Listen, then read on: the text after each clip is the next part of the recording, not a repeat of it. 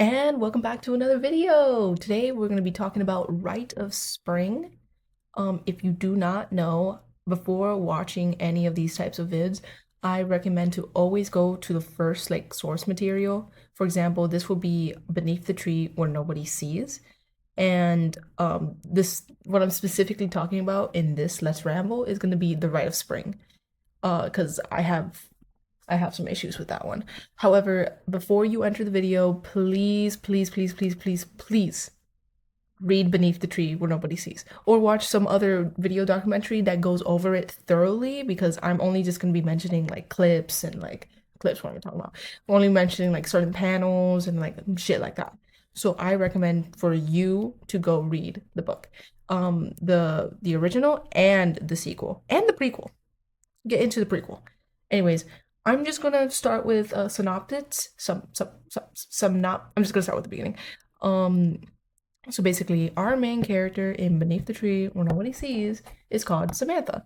She is a grizzly bear. Everybody in this universe is an animal.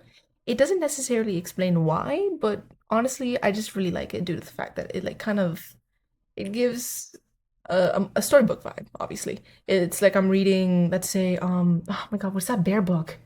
Literally, what is that bear book? Like, not Wee Wee Bears. It's a little fuck TV show. Um, Holy crap! I forgot that. I'm not crazy. It was a bear family. There was a racist book about the dad bear not liking the panda bear neighbors. I'm not fucking crazy. If you know what it is, please tell me. I don't have anywhere to search it up right now. But the point still stands. The point is actually, wait a minute. What the fuck am I talking about? I don't have anywhere to search. Okay, we're sidetracking. This is what it's all about. Bear family, bear family, um, cartoon, maybe. Swear to God, I'm not crazy. No, that's not. That's not it. That's not it. That's not it. Bear family, cartoon, racist panda. Bro, are you serious? Okay, bro. Okay. Bear family. Okay. There you go. It's the Bernstein Bears? Is that what they're fucking called? I would have never guessed that. Beerstein Bears. Yes! It's the Beerstein Bears! Whoops. Okay, yeah, no, I knew it. So, anyways, yeah, that's what it reminds me of, but just more like storybook like, in my opinion. So, oh my god, where was I? Yo, yeah, I was talking about the art style. It's a very cuddly art style, very warm. It just feels nostalgic and nice. But that's where it gets you. So basically, shocker, Samantha is a psycho killer. And what she does is that every week she will go into the city and kill somebody and then come back. And what I really like about this representation of, I want to say, a sociopath, it's probably one of the most accurate, the most closest to what I think would be like an actual sociopath. Because at least in media, I see a lot of black and whiteness when it comes to people who think like this. For example, let's say Dexter from his own show, Dexter. He is a sociopath. There's no doubt about it. He doesn't really feel emotion. Like, at least it demonstrates him with no emotion whatsoever, only motive and shit like that. And the fact that he uses his quote unquote abilities for good, and it paints him like a good guy. It paints him like an anti-hero, right? And then the other spectrum of representation of sociopathism, antisocial disorder, whatever, would be like Texas Chainsaw Massacre or some shit like that. No, that's probably some other example, but it would just be some evil shit, you know? And what I really like about Samantha is that she's not good, but she's not evil. Like, at least in other standards. Yeah, sure, she's killed people before. Like, it's canon. You first couple of panels. Okay, yeah, I have to talk about this. Art style is beautiful. Like I said, the panels are beautiful. Please read first. Anyways, back to the thing. The first couple of panels is her killing a victim for the audience to see, right? And when she's talking about killing, it doesn't seem like she actually enjoys the death itself, but rather what it brings to her. and not in a like, ha ha ha, I'm doing something bad, but more in a like you feel it with her, at least from the visual imagery, like when she's explaining it. Um, at least from the panels I've seen, she gets her victim and she cuts them up nicely. And I don't know if I gave a warning at the beginning of this video. Yeah, there should be a warning. Like, there's gonna be some like gruesome deaths, gruesome talk. It's gonna be bloody, shit like that. If you're not comfortable, sorry, or read before coming in here. Anyways, um, she shows the audience that how she cuts her victims and how it's so symmetrical, and she starts talking about how it gives her some kind of peace. It doesn't give her satisfaction. It doesn't give her she's not killing bad people because she can. She's content with it. And she realized that this is what gives her peace. It controls her because she's controlling it. Um that's what I really like about sociopaths. Like not whoa, chill, chill, chill, chill, not like that, not like that. That's what I really like about the representation of her psyche because it's like, oh, she's not doing this because she wants to be evil. She's doing it because there's actually a legitimate reason, even though it's a terrible one. However, it's just you feel that contentness with her. So, anyways, she doesn't try to be good with it. She's pretty precise with it too because she has rules when regarding who to kill. It's always gonna be random and it's always gonna be in a city because that's how she knows she's never gonna get caught. So what she does is that she just finds somebody, lures them to her car, and chloroforms them, knocks them out, and then drains their blood into the woods.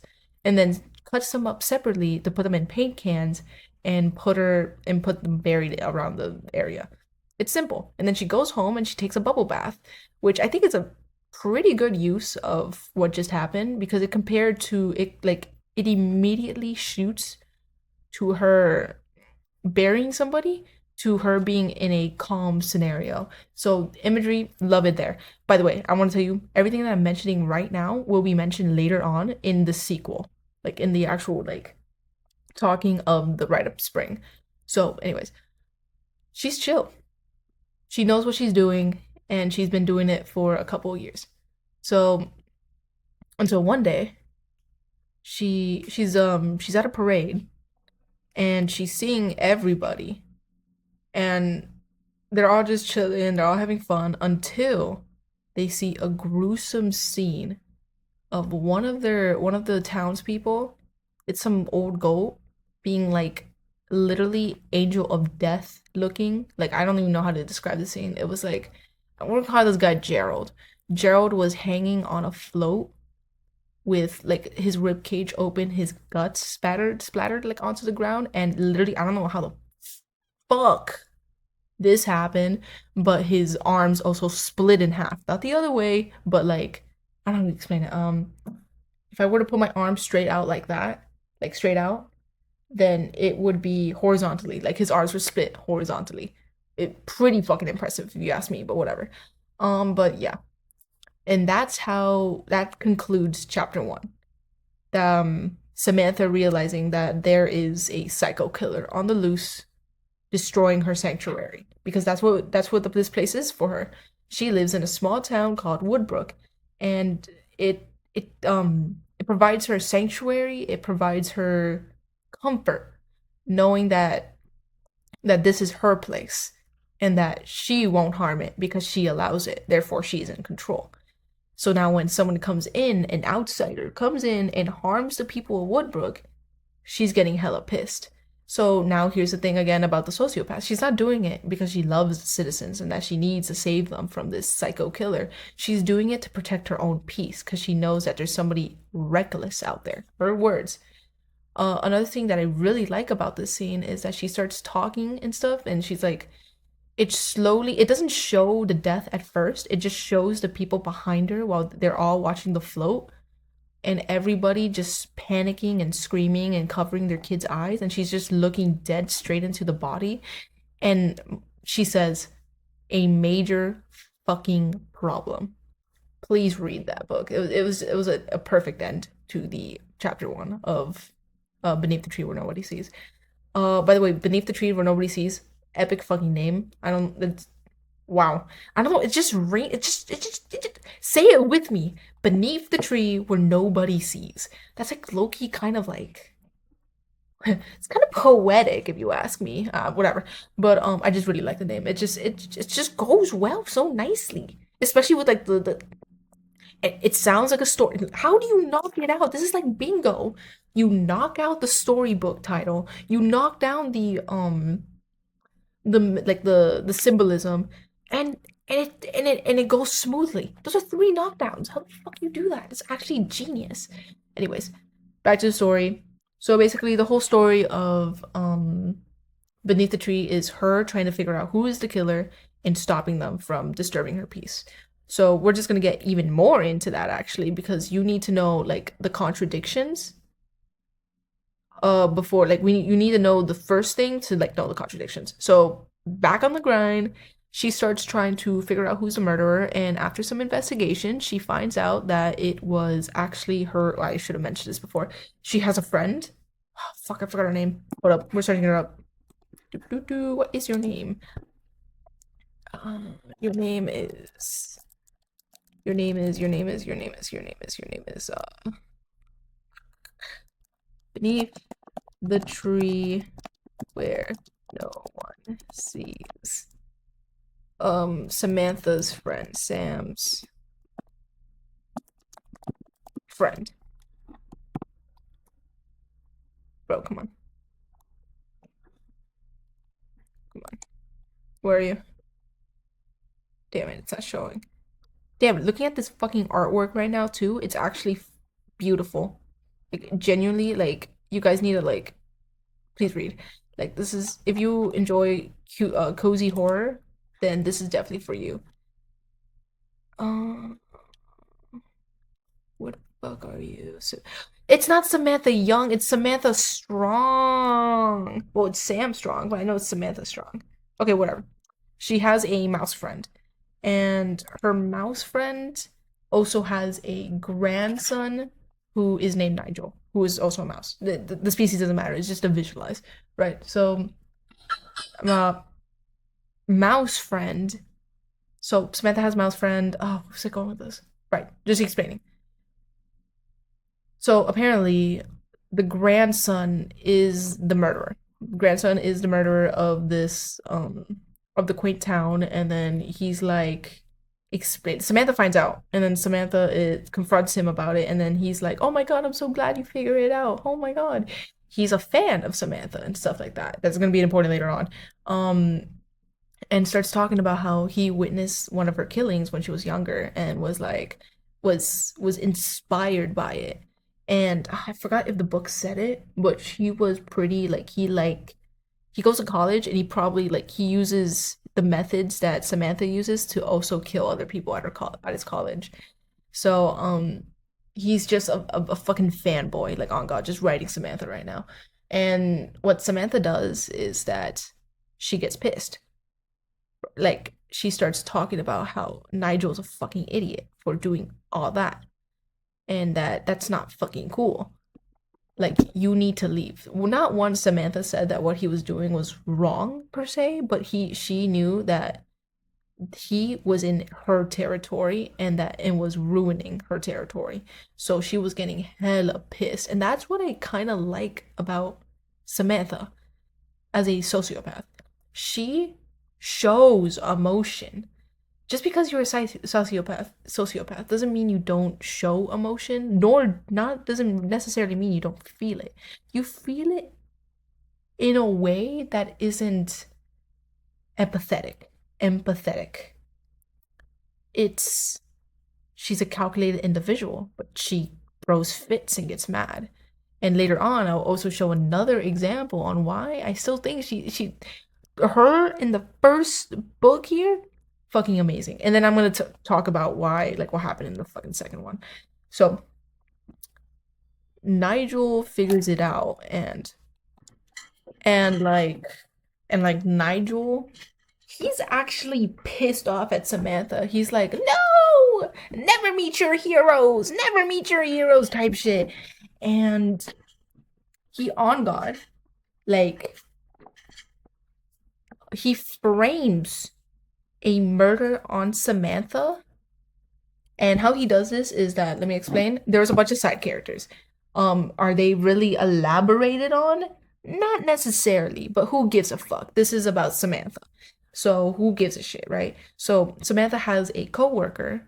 Oh, not coworker, has an employee because she is the boss of her own little small Home Depot inside the woods, inside the Woodbrook. And honestly, this guy, he Nigel kills him, and the way he does it is that I think he like saw his head off and then split his head in half again and put him on a fucking saw wheel thingy, saw table or some shit like that. And what happened is that Samantha didn't know, and she goes in, and then everyone is looking at Samantha, and it's like, holy shit, Samantha killed her employee. So now everybody in town knows that Samantha is a quote unquote murderer. They don't know about the other murders. They don't. They only know about just this one, and it's pretty awful. And by this then, there's already been like, let's say, one, two, there has been two victims already. Um, so yeah, she's panicked, by the way. She's extremely panicked. She gets in her car and she drives into the city. She drives into the city and she's panicked as hell, bro. Like she's like she realizes that the deep shit that she's in because of the past, like her past consequences and shit like that. So she starts walking around hiding her face, and then she sees that police officers are searching the city. There's people holding up a picture of a grizzly bear, and then she's like, "Oh, fuck." So what she does is that she goes into a diner and then she orders a coffee. Then when she orders the coffee, she looks up and she's the first dead victim that she saw in the whatchamacallit, in the oh my god, I fucking forgot. In the first issue, the first chapter of this whole not like comic book. And then she walks around and she keeps seeing all of them and all of them, and like she has a fucking body count. And when you ask her, she has a body count, dog. So she hides in the woods. She realizes that nowhere's safe and only the woods are. She goes in there and she goes into a cave, and it's genuinely like, again, please read this yourself. It's amazing. She goes in and starts talking about her internal like thoughts. And I know we've been listening to her internal thoughts, but I mean like into her psyche, into her mental state, into her belief. And she starts rambling and stuff like, why am I like this? Wow, and stuff like that. And then she's like for summary, by the way, she's like, nah, let me lock in. And then she locks the fuck in. What she does is that she goes back to Woodbrook. It's nighttime, by the way, and she goes into her friend's house. Her friend is like, "Oh my good, Samantha, didn't you hear what they're saying about you?" And then she's like, "Yeah, I know they're saying that stuff about me." And then the friend is talking about how she actually kind of knew that Samantha's a fucking psycho killer, but she didn't care because Samantha was nice to her. And then she's like, "Oh," and then like oh god, like she knew type shit. So and then her friend is like, "Oh, so what can I do for you now?" Well, she has like, and then the friend, oh my god, words. So then, oh my god, this dog, bro. Give me a minute. So okay. Long story short, Samantha. Actually, let me paint the scene. Nigel comes into his grandmother's house and asks for his grandmother, and sees that his grandmother is like reading a book or something like that on the thing. And then Nigel's like, "Oh, you won't believe what happened, grandma." And what happens is that he turns the chair around and sees that his grandma has a knife through her heart and is like dead. And he's like, "Oh my god, holy shit, my grandma's dead." And then Samantha comes out of nowhere. I was like, "Hey there, Nigel." So what happens is that she fucking performs her ultimate and chloroforms his ass.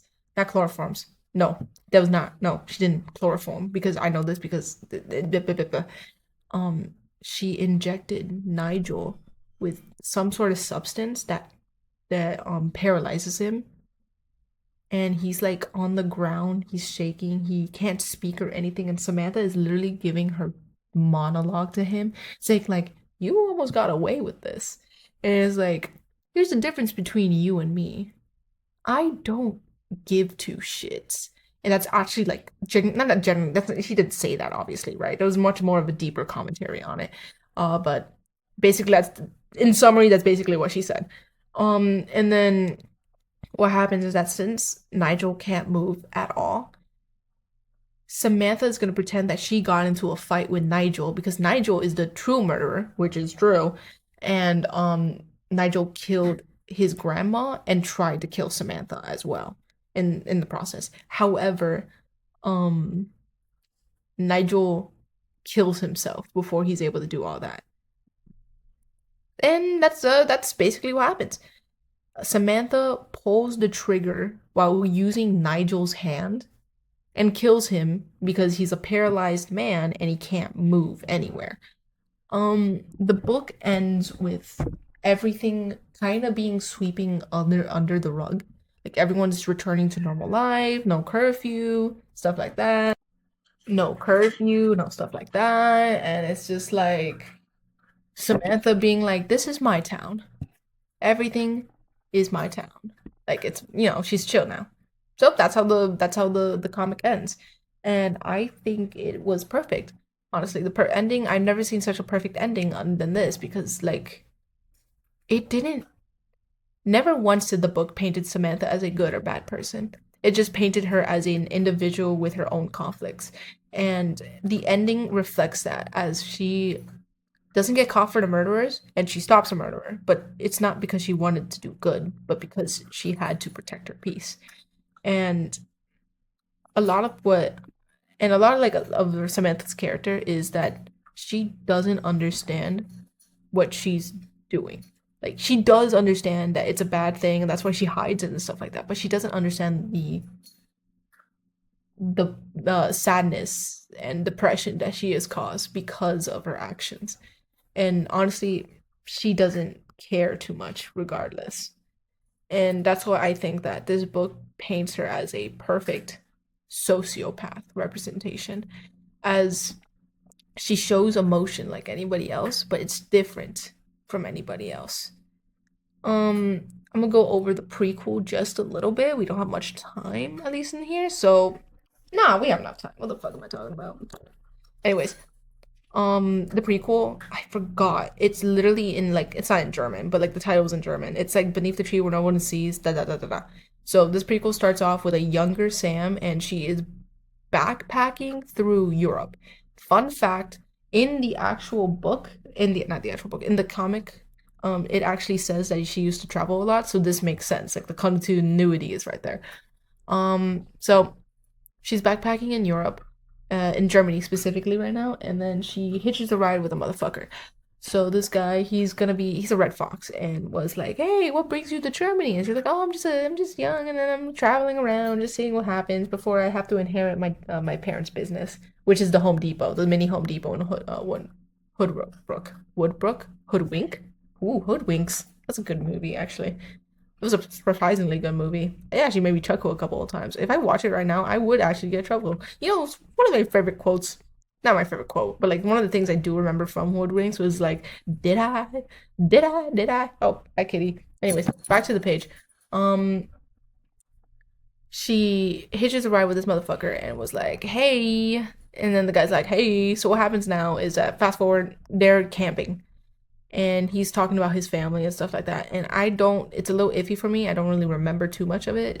He basically what happens is that she somehow gets him tied up and he's conscious the entire time. And she's like, "I'm so sorry for doing this." Like she's not actually sorry, but she's like, expressing remorse to him. And then he's like, "No, please don't kill me. I have a wife and lovely kids and stuff like that." And then she's like, "I don't give a fuck." So what happens is that she uses her shovel and severs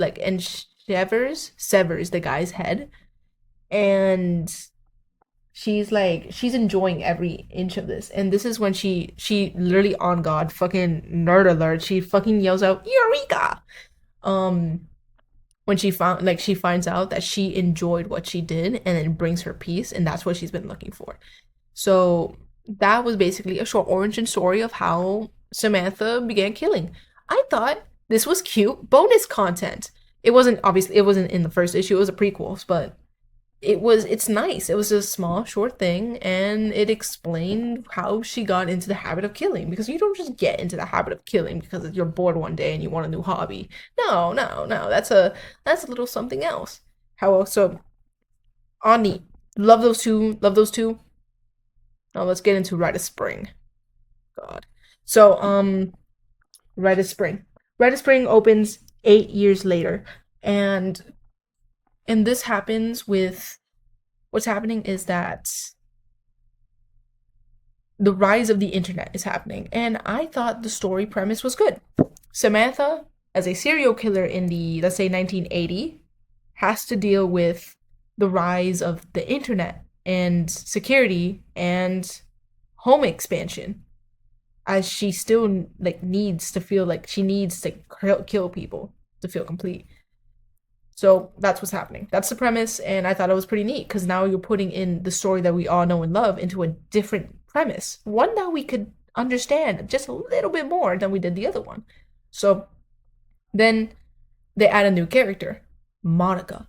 I thought Monica was gonna be a great character, and let me explain Monica. Monica is the sister of the death that happened in the first issue, and she's for 8 long years has been looking for her dead brother, and it become an obsession for her. Not in like, and again, I think the way they handle the obsession part is pretty good too, because it's not like a who like not never sleeping or smoking 27,000 cigars or something like that. Cigarettes, 200 cigarettes. Anyways, but it depicts her as it shows how the obsession affects the little things and not the grand scheme of her life. She moved into the city to find answers. She works at a cafe and she's the manager there because she's been there for 8 long years. But she doesn't really hang out with her coworkers because she doesn't want to distract herself. It it gives her character, and that's all we get for it. It all we get is that she is a sister looking for her brother for the past 8 years, and that's the first problem I'm gonna pull up in the book. Not once in the book explains why her brother matters to her. And some of you may be thinking, well, they're siblings, duh. Well, just because you guys are fucking siblings doesn't mean you guys fuck with each other. Like, she is going beyond, above and beyond for a quote unquote missing person. So, why? The book never really once showed that. It just showed her anxiety about it, but never once was there a flashback of her hanging out with her brother or like her explaining to other people why this matters to her and that she needs to do it. She says that she needs to do it for closure, but the thing is like you don't you what this sequel does is a lot of showing and not it's not showing, a lot of telling and not showing, or at least showing at the wrong cases or something. I don't know. But let's get to it. So anyways, I thought she was going to be a wonderful character. She turns out to be pretty fucking mid. So then we cut to Samantha. What happens is that Samantha, with the rise of the internet, one of her younger employees. Okay, I'm back on the grind. I low-key don't remember what I was talking about. All I know is I was talking about Samantha. So, anyways, Samantha and her coworker. No, not coworker. The fucking she's the boss of her own place, bro. So basically, her Samantha and her younger employee was like, "Hey, Samantha, you should get a computer." And she's like, "What? You got a computer, bro? Let me help you set it up." So basically, that's what happens. She sets up a computer and she looks into the internet and then starts like just exploring the internet. She's actually having a ballpark with this. Until she passes by a post talking about how someone's brother has been murdered, and if there's any links to it, please contact. And since Samantha looks at it and is intrigued. So what does she do? She tells the person who did the post to come to Woodbrook and there may be answers. I have a huge problem with this.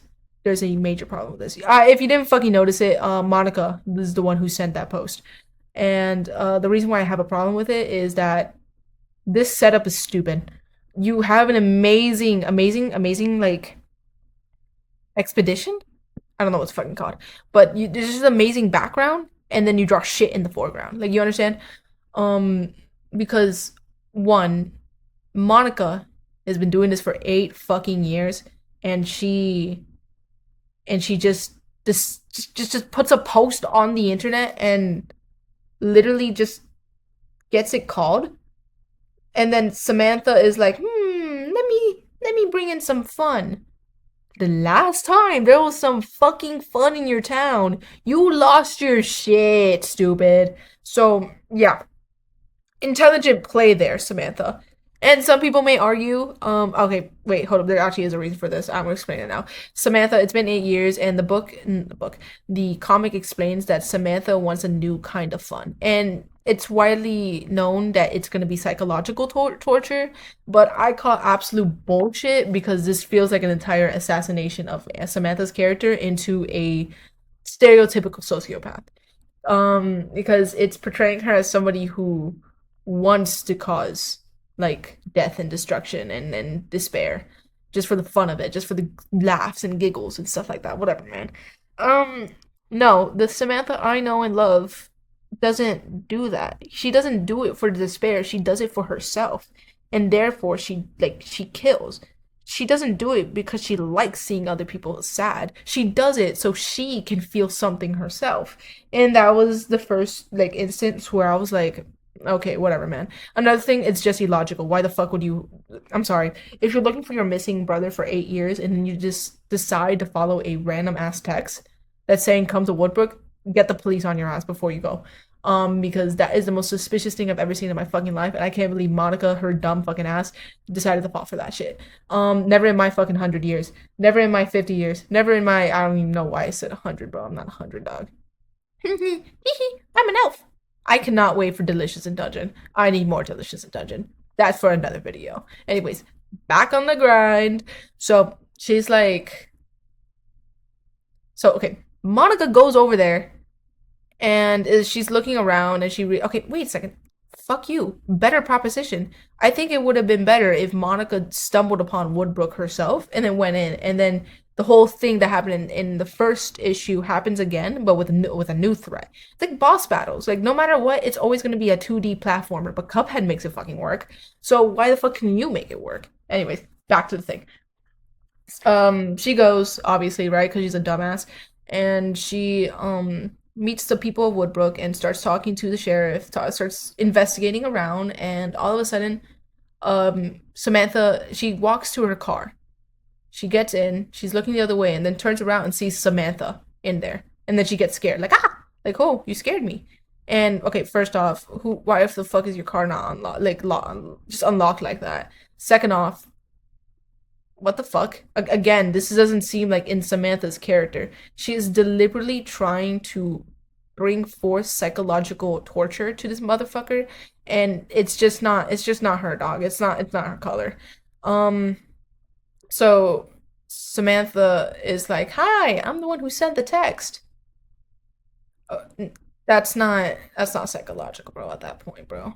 I don't know how to explain it. Like, oh, I'm the one who said that text. It's like I'm not saying anything, but personally, if I was Samantha and I'm already deep in this shit like this, I would not say I'm the one who sent this text. I actually wouldn't be in the car. I would actually try to have a conversation with her normally and then lead her towards like her fucking downfall instead of just you know what this feels like? This feels like two people. One is using a fishing rod and the other one is using their hand to grab the fish, but they're not an expert at all and they kind of fucking suck. So I'm just a little confused on that. Samantha, why? Why, Samantha? Stupid ass. Anyways, that's what I'm talking about. You know what? There's gonna be a major ass theme when I start talking. It's either gonna be hyper brain cell smartness activity or absolute dog shit dumbass moves. And that's basically what we're dealing with this entire book. So, whatever. I'm talking too much about this. I'm just pissed off. Okay, back to the thing. Monica.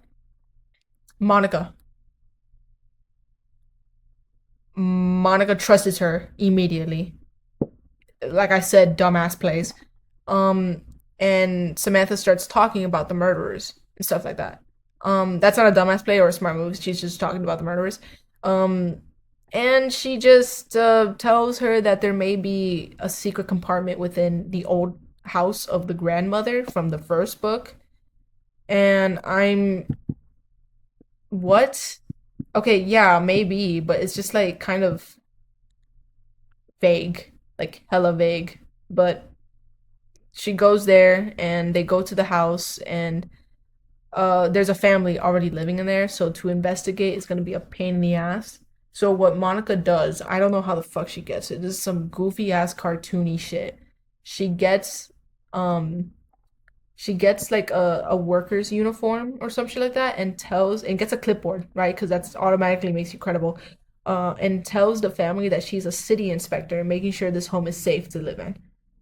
I don't know about you, that is the most suspicious thing I've ever heard in my fucking life. Like, if you were to knock at my house and say, "Hey, I'm a city inspector," I'm throwing my hot coffee on your ass because there's generally no way.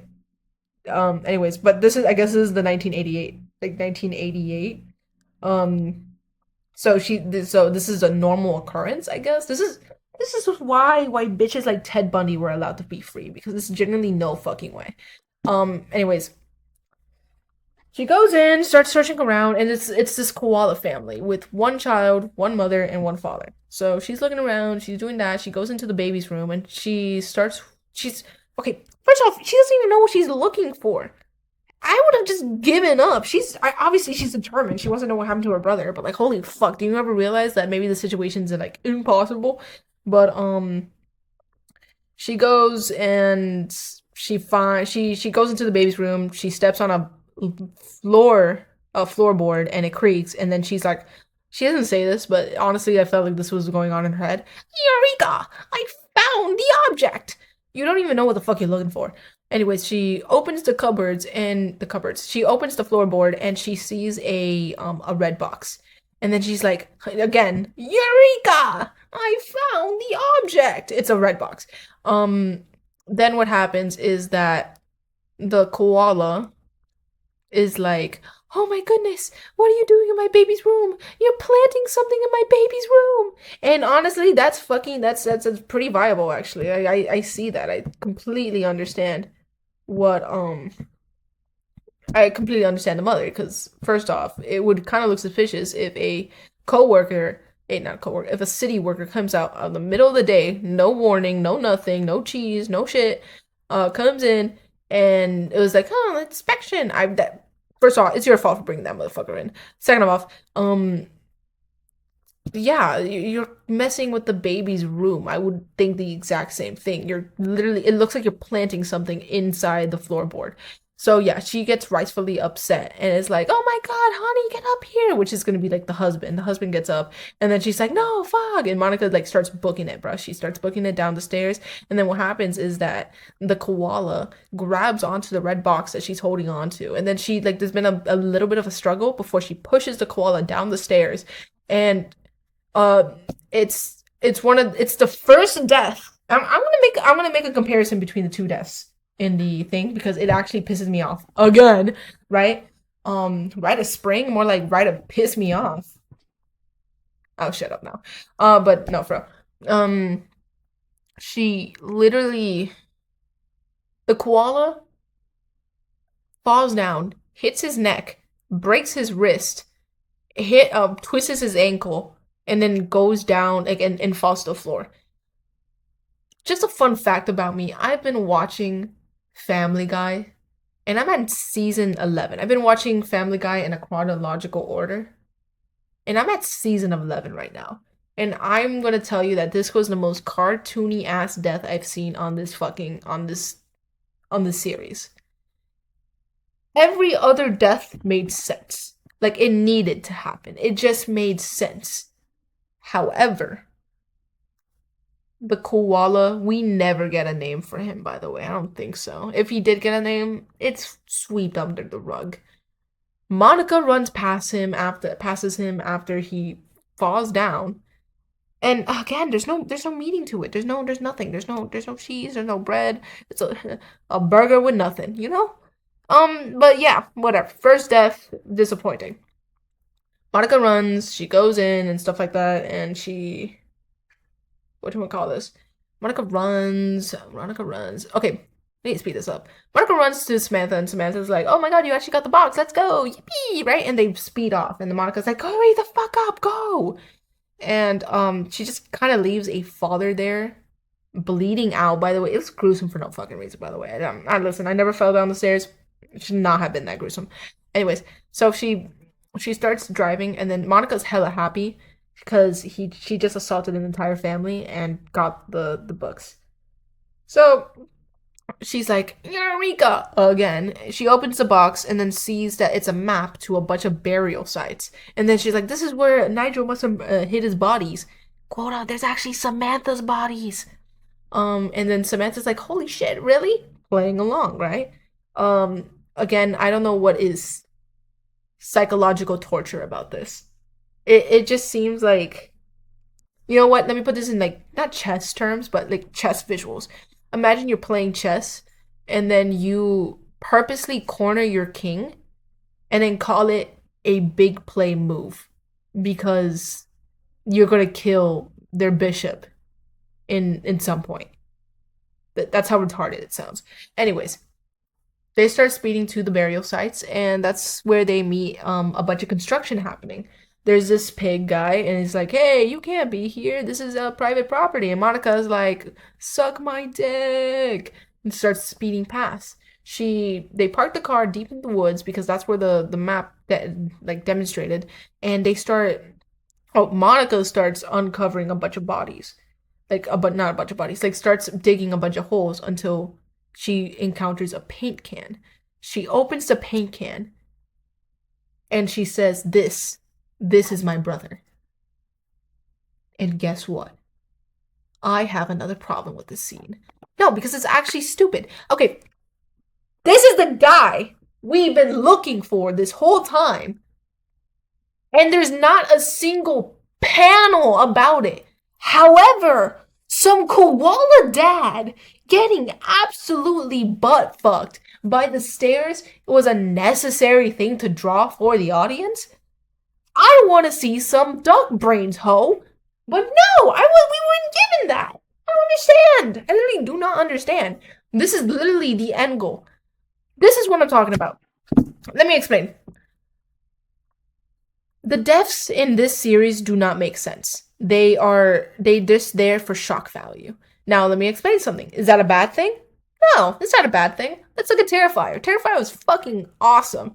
Even though it really just consisted of gruesome ass deaths. Why is it awesome? Because it doesn't try to be anything more than that. It does kind of, but it still shines within its deaths. In the first issue, each death was sentimental. Not sentimental. It just made sense and actually pushed the story forward instead of just adding shock value. The first death of the issue was Samantha's first. It was the death of the brother. It was meant to talk about how these kinds of things calm her and give her peace. Wow, the second death was the start of her realizing that there is a quote-unquote major fucking problem. The second death was the further push that there is a massive motherfucking problem. But the first death in it's not even a death, by the way. I just want to let you know. Spoiler warning: he was in a coma, and I'm going to get more into that a little later. Hopefully, I don't know if I have enough time. Okay, I need to speed this. Anyways, long story short, Monica's like, "Oh my god, found my brother, yay!" And then Samantha realizes that on the map it actually says Samantha's bodies. Holy fuck, this is some Garden of Banban type of clues. But whatever, right? So what she does is that she gets a pen and scribbles it over. Then Monica gets a hold of the map and it's like, oh, what's this all these pen scribbles? And then what she does is she does like some 80s life hack. I don't know what the fuck she did, but she got an eraser and erased the pen off the thing. And I don't know how the fuck she did that. I'm not even questioning that. And then she's like, and then she reads Samantha and she's like, oh, Samantha! Samantha, he's strong! And she's like, she's looking at the fucking bear, and she's like, I know what you did. So what happens is that she takes a box as evidence to the sheriff, and she gets in the car, and then tells Samantha that she can suck her big guy, shut the fuck, to suck her like big fat penis, and starts driving off because she knows that Samantha is the murderer. And what she does too is that the pig guy is just kind of walking around and telling her like, no, stop, what are you doing here, and then runs the pig guy over. This is the second death, well technically the first, but whatever, second death of the series, and it's just for shock value. It's just for shock value. It's just to make you go, oh my god, I can't believe Monica did that. Man, shut the fuck up. There's no substance. And you know what's the worst part? You know what really bugged me about this scene? Samantha being super fucking calm about it. And you might be wondering, why is that a problem? It takes away her personality, her character. In the first, she got angry. She got scared. She was talking about her peace.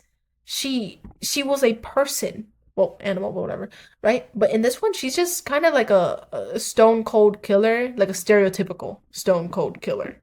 Like the type of thing that you Jason or Texas Chainsaw Massacre or fucking Terrifier, because she's just smiling while Monica goes, and then I think she says something along the lines, I finally found someone just like me. Nigel was right there, you bitch. This is not you, bro. Like, this is not you. But yeah. Monica speeds in. I don't know how the fuck Samantha gets a car, but she gets a car, right? And they start chasing each other. And then what happens? Unrelated to the plot, by the way. Remember the fucking coworker, not coworker, employee that Samantha had in the first issue? Yeah. The wife, his wife. He had a wife and kids, by the way. His wife got like addicted to some sleeping pills to help her nerves after the death of her husband, and she just kind of like she kind of went driving with them and hit Samantha in the car. Like so hit Samantha. And how is this important that she has a pill addiction? I actually like that they add these kind of things, but the issue is it just feels like it's just a plot motivation. I'm gonna get more into that. Like I'm just more, just more, just more. Just trust. And yeah, so Samantha couldn't catch up to Monica and got hit with the got hit. She gets hit by her, and the mom goes to the hospital. Well, wife goes to the hospital. Mom, wife, she's both, right? Full-time job type shit, you know.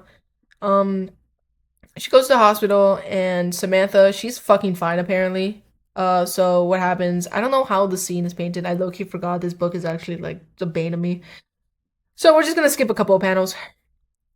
She's at the Home Depot, and she's just kind of chilling there. And then what happens is that the sheriff and his deputies come in, and then Monica starts accusing Samantha for the murders, which is true. She's like, "Oh, you're a fucking murderer! I got your ass!" And then the sheriff is like, "Shut the fuck up! You literally killed a pig." And the koala family, don't forget about that. And then Monica like doesn't give a shit, right? So what happens is that Monica goes behind the counter. This is important. Monica goes behind the counter and points at Samantha, and she's like, "Oh, I know what you did." And then she's like, Samantha's like, "I didn't do anything." It's like, "Yes, you did." Right? But I don't long story short, she just kills she she pulls out a gun at the sheriff, the main sheriff, shoots him in the head. And then this was in the beginning of the book. This was foreshadowing. Was it good foreshadowing? No. It was she is explaining to a employee not to touch a certain button at the end of the desk, and because it was a new surveillance system. So now jump back into the where we are with the book is that she presses the button and a bunch of shotguns come out of nowhere and shoot everybody down except for Monica and Samantha because they're behind the cashier. Another thing that happens is that during the shootout, during the shotgun thing, somebody outside gets shot, and he's not even important, bro. Like it's just another shock value thing, just to and trying to make it emotional as well. Even though like this guy has at least has 5 lines in the entirety of the sequel, prequel, and the original. So Samantha gets Monica, knocks her out, ties her up at the end back of the store, and then Samantha starts talking. I don't know what the fuck she's blabbering about at this point. I'm fucking tired.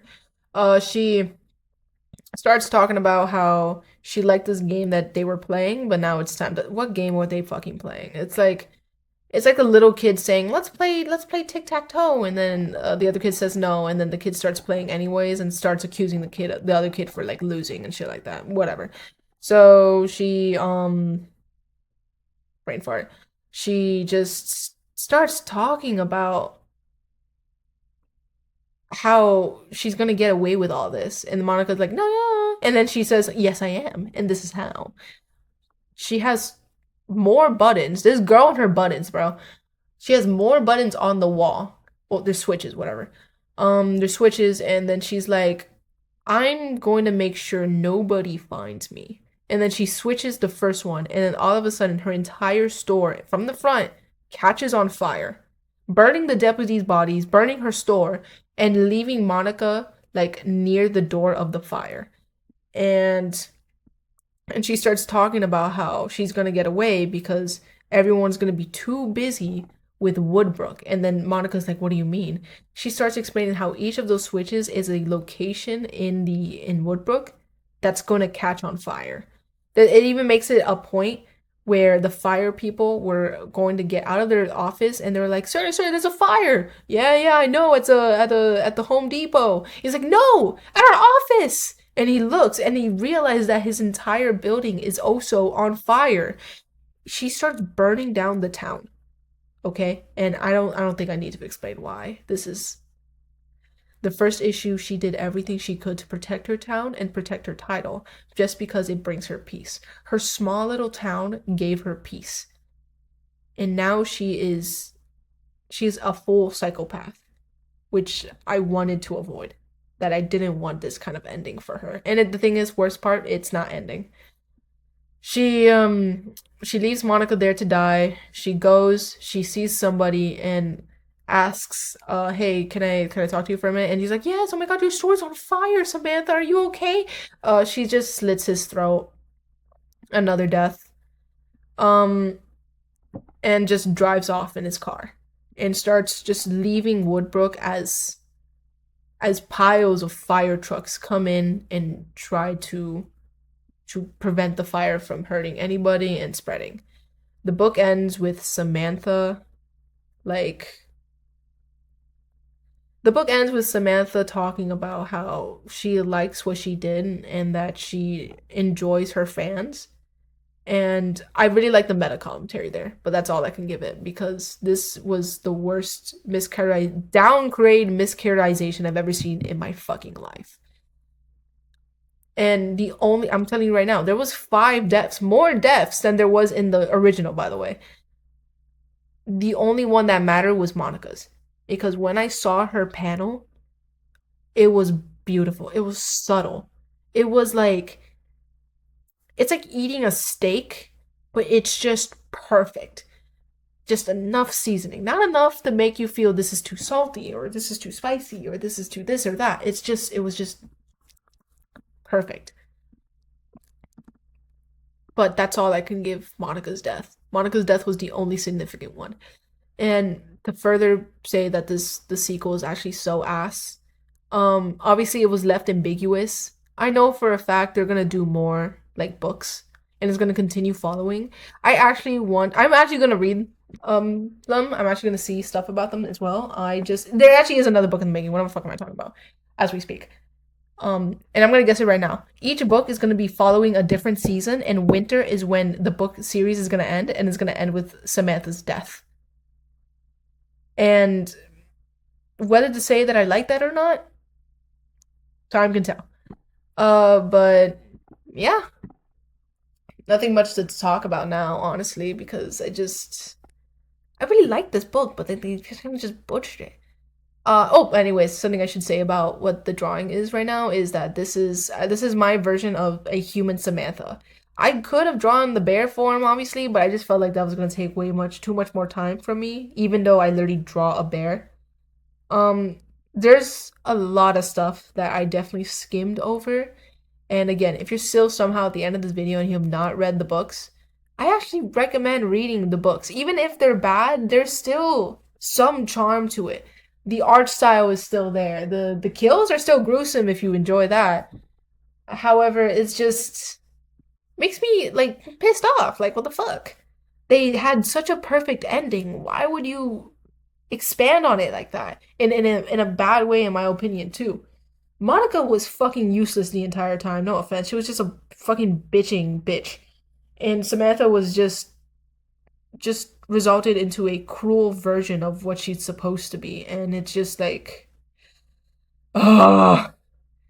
Well, anyways, that will do it for the video, guys. Thank you for watching.